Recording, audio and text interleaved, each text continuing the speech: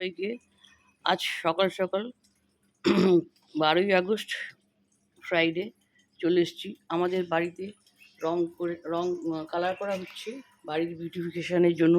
সামনে পুজো, বাড়িটাকে মনের মতো করে সাজানো হবে কালার করে। কিন্তু কিছু পেতে গেলে বন্ধুরা কিছু হারাতে হয়। এই এটা আমার বাড়ির ফ্রন্ট পোর্শন, শিলিগুড়ি টাউনে। তাই অল্প জায়গার মধ্যে আমাদের বাড়িতে সবুজায়নের জন্য দেখেন অনেক গাছ লাগানো ছিল, এবং এই গাছগুলোকে এখন সব কেটে ফেলা হবে।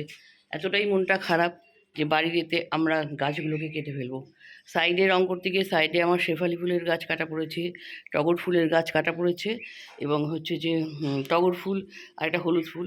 আর এই প্রথম দিনই তো একদম লম্বা একটা লতানো গাছ ছিল, শীতে টিয়া পাখি ঠোঁটের মতো ফুল হয়, সেই গাছটাকে কাটতে হয়েছে। তাই খুব মনটাই খারাপ, কারণ বাড়ির ফুল দিয়ে আমরা ঠাকুরের পূজা দেওয়া হয়। আমার বাইরে কেনা ফুলে আমরা পুজো করি না।